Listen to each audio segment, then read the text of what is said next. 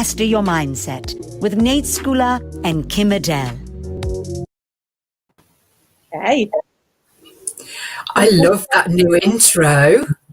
Do you like it, lovely? That was our piece of work yesterday. Yeah, I'm in trouble though because I put a massive bit of reggae on there, and Kim's like, no, that's far too long. And I'm like, but I like reggae. She's like, no, it's far too long. The reggae bit was fine. It was 42 seconds long, and I was like, that's a long time. Okay. Holding room. Yeah, there were those elements, where you're just like, really, bless you, and it's not about you, love. It's about special watching. You are.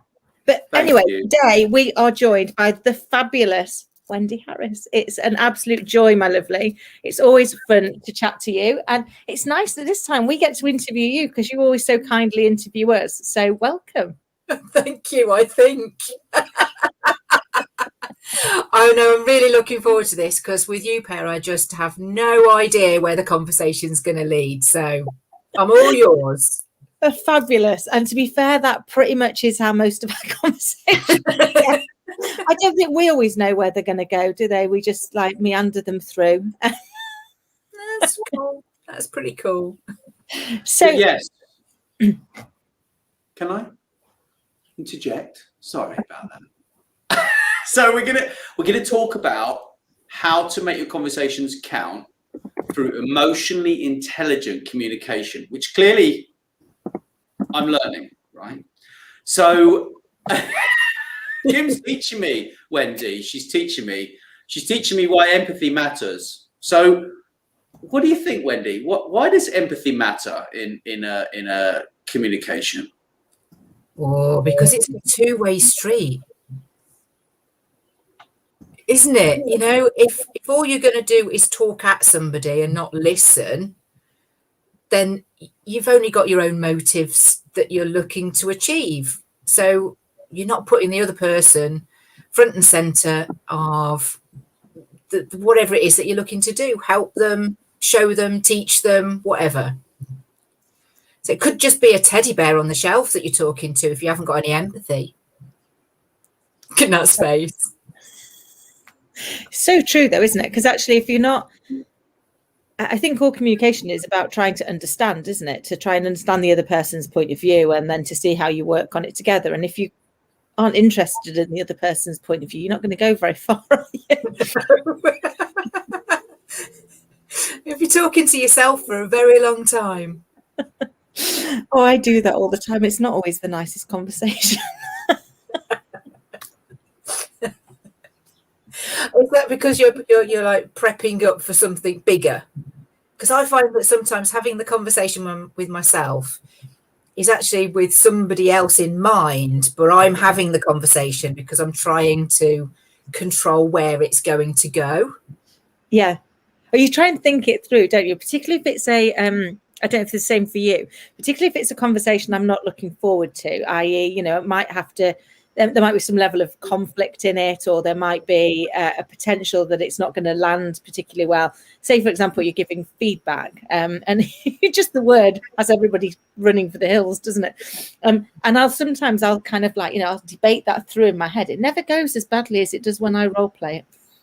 If that's just me, or if you're hypercritical, but I role play it going horrendously wrong, and then when you get there and actually do it, it's so much easier. But I think that's because it's very difficult to demonstrate the empathy and to really seek to understand when you're playing both parts, because you kind of can't understand where you're coming from pretending to be somebody else. Whereas when you're in the actual conversation, you've got the individual, haven't you? So you can really listen to understand their words, their language, their body movements, their facial expressions, to really get an understanding of how it's making them feel.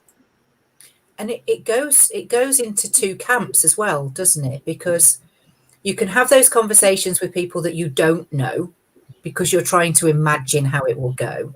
Yeah. And then you'll have those conversations with the people that you do know, and you always put the worst case scenario spin on it, don't you?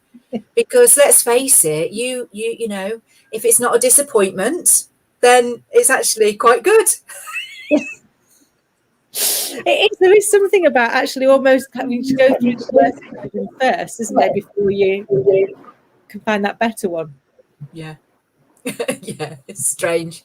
But for me, see, I've done a lot of my communication work. I was only talking about this morning with somebody who was helping to train. It has been audio only. Now we've got the wonderful facility of being able to sort of like be in the studio together, even though we're all in different parts of the world.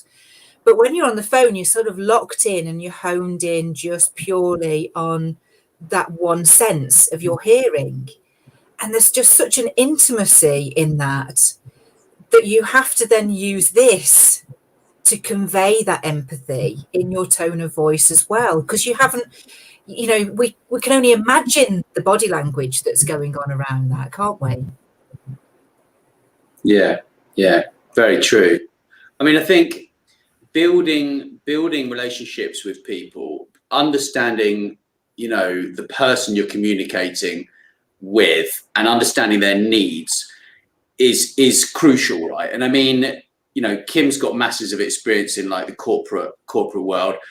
From my experience working with my dad and working in the wine industry, like before I would go into a meeting, you know, he'd say to me, well, why don't you write on the left side of the paper like what you think they would like as an outcome for this meeting, and then on the right hand side of the paper, like write what a successful outcome it would be for my side of the meeting, right? Because, you know, no matter what industry you're in and what business you're in, you're always trying to move forwards with that conversation to the next conversation, which is taking you to a business outcome, right?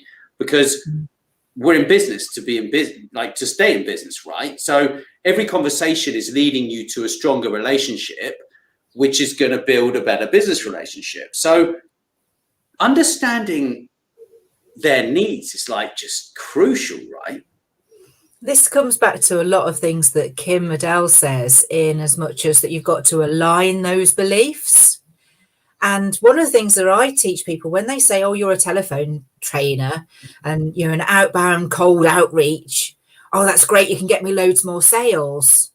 No, there is so many different steps to the process that there is a purpose to every step. So you're right, Nat, you know, you want the pros and you want the cons as to how you think it could go, but ultimately everybody's got to come out a winner. That is so true. And it's it's funny, I remember many years ago, and I can still visualize my boss's face at the point. And I was delivering some training to the branch that I was in, and I said, if you've come here to learn how to sell, do me a favor, don't let the door hit you on the way out. And you see him twitching, going, because I was his top salesperson. And I said, no, actually, I'm not here to teach you to sell. I'm here to teach you to listen, to understand. Because actually, if the best way you can help that client is to show them how to use the ATM so they don't waste their lunchtime having to pay in some money, then that's what I want you to do. Or if actually the best way to serve that person is to show them how to set up a direct debit or a standing order so they don't queue every Friday to pay their bills and they can actually have that time back, that's what I want you to do. But actually, if the best way to help that person is to talk to them about how they could move the mortgage they've already got from a competitor to us and save money, that's what I want you to do. And the only way you're going to know is to ask them what they want. What's their biggest challenge right now? What's their biggest desire? What's their biggest opportunity? Because the more we seek to understand, the better. And we used to have this process. It was called the customer interaction process. And I say to people, if you're making a recommendation within the first 50% of the conversation, you've not asked enough questions, because you're only asking the questions to be able to tell them about your product. You're not asking the questions to understand what actually are they going through right now? What's their challenge? What are they really trying to solve? Because if they've not got a problem, you can't solve it. And if you get into that space, people buy from you. You're not selling to them, because actually, if they've not got a need for what it is you've got, you don't sell it. You instead have a good conversation with them and look to see how better you can serve them in another way, even if that's just connecting them up with some information or with somebody else to chat to, isn't it? Absolutely. And I say to people, do you want to be a salesperson or do you want to be helpful? I love that. And they go, oh, I don't really want to be a salesperson. No, but you really want to be helpful, don't you? Well, this is how you're going to do that. By the more you understand and get to know your customers, the more that you can help match them with what it is that they need, so that they, you know, and if you can do as much as you can up front to add value, then that trust is being built already before you've even asked them for anything. Yeah. They will be asking you instead, well, how can you help me do more then? I love that, because that's what we're here for, isn't it? To leave people with a feeling of increase, that things are better as a result of the interaction. And I think as long as we go into things in that view, I was chatting to somebody the other day, as you know, we do networking, don't we, Wendy? And I was chatting to somebody about networking, and they went, all right, so I've got to go in and sell myself. And I went, not how I approach it. So I approach it as in, I would like to tell you what I do so that if you find anybody that needs it, you can connect me up. And I'd like to know what you do so I can do the same. Because actually in every conversation, I want to be helpful, not just to you, but to the people that I meet in the future. I said, and it just makes it feel a lot less like I'm trying to sell you something, because, you know, nobody wants to be in that conversation, do they? Nobody wants to feel like they've been sold to. I've got a saying on my LinkedIn profile, or if it's not there, I'll have to put it back because I keep saying it a lot lately. It's not what you know. It's not even who you know. It is what you know about them. I love that. I love it. Because it's true, isn't it? We've lost the art of listening to understand. We listen to interject. We listen just long enough to be able to make our point. And yet if we go back to what you do so beautifully, which is listen to really understand where the person's coming from, what's important to them, why it's important to them, and then start to find ways of, and how can I help them achieve that? Now I know what it is they're trying to do. I know why it is they're trying to do it. Actually, my role becomes, how do I help them get there? And I think if we could relearn that, then the art of conversation would really come on leaps and bounds, wouldn't it? Do you know what? I think it would almost become habitual in every conversation that you have. I was talking to a good friend of Nate's on Monday, and I'm going to name drop Tyler. Oh, yeah. Now, she was telling me a little bit about what she was doing. It was just a one-to-one. We were going to talk about, you know, the stars and astronomy and stuff like that. But we got talking about work first. You know, you get that bit out of the way.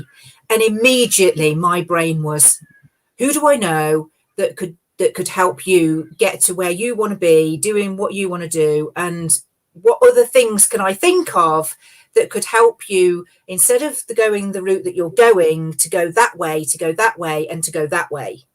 And we kind of just brainstormed it, and it was kind of like, whoa, hang on a minute, that this is so cool, because we're just having a conversation, but you've just given me some real brilliant ideas. That it's just the seeds that we start in a conversation that can take somebody on a different trajectory. And the journey, you know, that's the journey. Yeah, that's so true. And some of the best ideas come from that, don't they? And you kind of go, well, they weren't really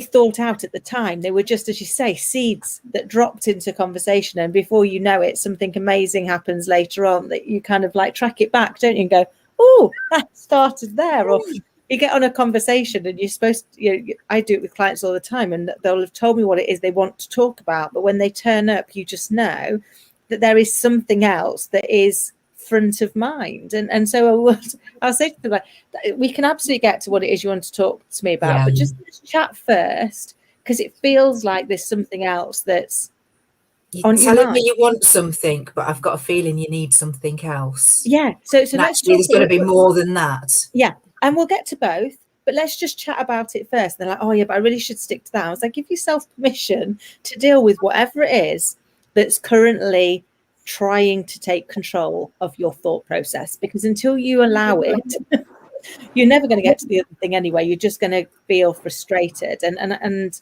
so sometimes you can deal with that first thing really, really quickly. And sometimes you can't. And sometimes it's a case of, well, we'll just pick up the other one another time, or we'll chat for longer. It doesn't matter. But I think, when you're really present in the moment with the person, you can see, can't you, that like something doesn't feel quite right for them, or they're looking confused or anxious or uncertain about something. And I think if we seek to constantly understand, then that really helps, doesn't it? Because people know that you are being present, that you are being there to actually really take part. And I think sometimes it's so easy not to, isn't it? My little girl reminds me of this all of the time. And when she'll go, "Mummy, could you put the phone down?" I'll be like, "Oh yeah." I picked it up to do one thing, often to take a picture of her, but you get sidelined. Little red dots. Yeah. And then you addictive. So now I when she comes home from school, I plug my phone in the kitchen and leave it there until she goes to bed, because it's like, no, actually I need to be present with you. And it's if somebody rings me, I can hear it and I can go and check, and if it's an emergency, I'll pick it up, and if not, I'll call them back as soon as she's gone to bed. But I'm really trying to be consciously more present, because time goes so fast, doesn't it? Certainly does.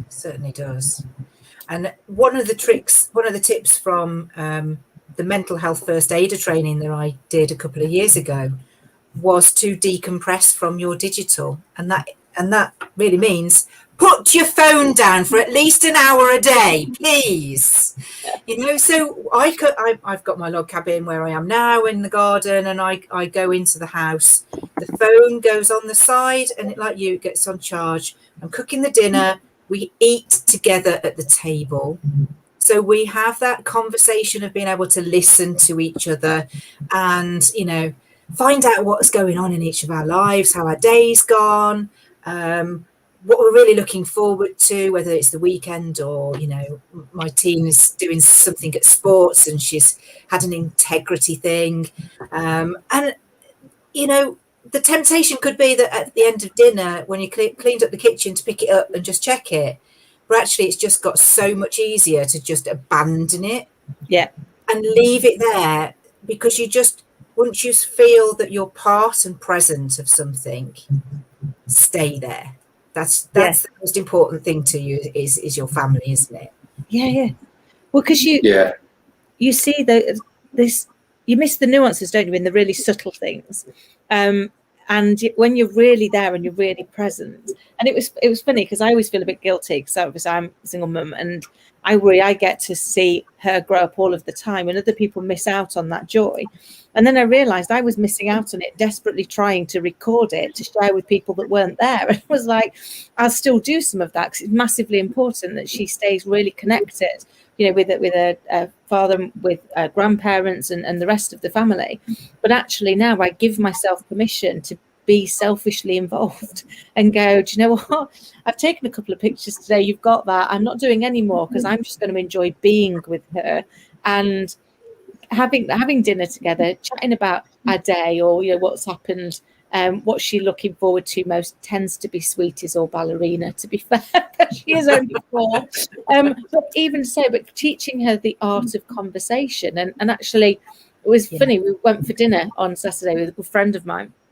And it was the first time that they'd met Scarlett. And they were like, she's just a delight when it comes to, we all sat around a table, 3 adults and her, but she was chatting, joining in the conversation. She understood about how to sit and have a proper meal.